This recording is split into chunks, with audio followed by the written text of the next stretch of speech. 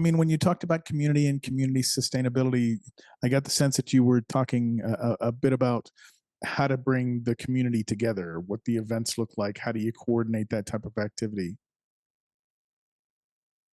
Do you have any experience where it's been a struggle for the participants in a community to continue to be able to put the effort that they always have? And so, it's a project that has good users, but it's just always struggled to have more developers and those that can help with the next release, and so things slow down. Do you have any experience with those kind of activities? There are two very different things going on right there, and I'll start with one that maybe I even misheard, but it's really important. Um, the OzCon conference, which was definitive to my community engagement, officially cost over $1,000. There was at times a free coupon for the expo hall and a few sessions, and those financial barriers in are a disservice. Um, Events range from free of charge to very, very expensive. And some people are making a career decision to engage in that. In the moment with a certain level of features, you have to charge money because that coffee break can be up to $10,000, et cetera, et cetera. I absolutely get it. But step one is that accessibility. So if we're going to go down that list, number one, we have this sci-fi video chat awareness. Great. Step two, there needs to be free of charge access on all levels, which now can start with online and make its way to in person.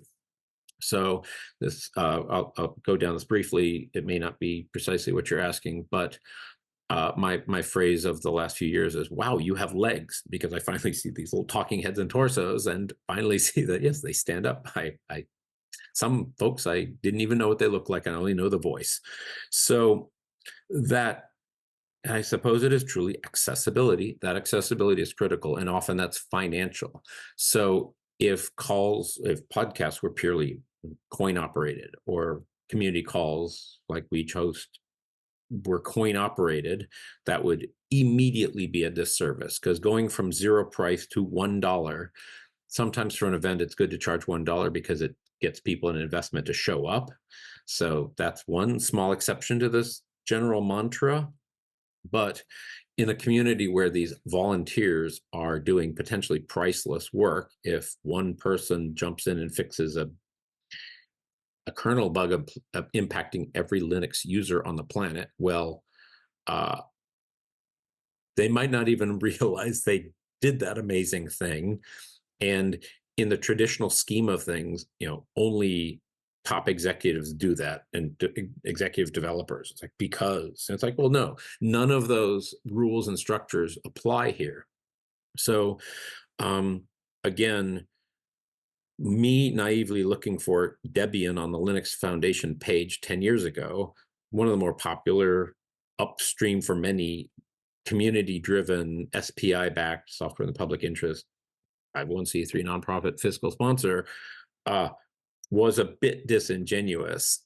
And, those developers are doing some, you know, very heavy lifting, or some very vocal advocacy, or disruption, you name it. They're all shapes and sizes. But again, I think the fact that the structures are forever a decade behind what the community is doing is important. So as for attracting new users, etc., um, the hostility of user groups has consistently around the world turned off new users. The hostility of mailing lists has consistently, reliably, perfectly turned off both new and very seasoned contributors.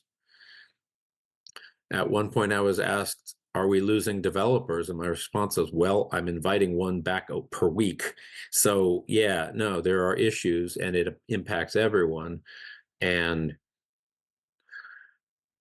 I saw a mentee left hanging, and they didn't have a path to engagement with the project because their mentors left, and people wander off. They have, things to do, kids to be with, work to do, hobbies, whatever. They have to choose how they use their free time. So we really have to respect what people are doing, like that venue with a projector that they offer and maybe set up coffee for just because, hey, we like Linux and come to our, we'll host your Linux group, whatever.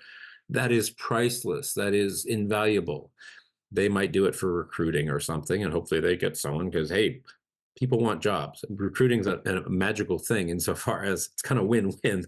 So, um, with the sheer number of and size and variety of projects, yeah, there are a million answers to go with those many projects, but we have to respect the engagement that people are doing. We have to make it easy. We have to make it welcoming. So if we get those few things right, uh, it can be mighty sustainable, and you'll find lots of surprises, like some people who can't talk about their day jobs, but they produce amazing code and we'll just leave it at that, or new students full of energy with energy that I don't have anymore.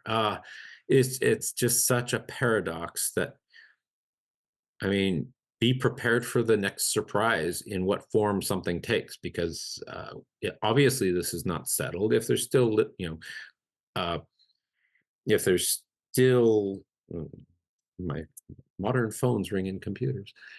If there's still legislation in Europe that is causing doubt, well, there's work to be done on all levels, from the top of European Parliament to a bunch of volunteers showing up for pizza somewhere.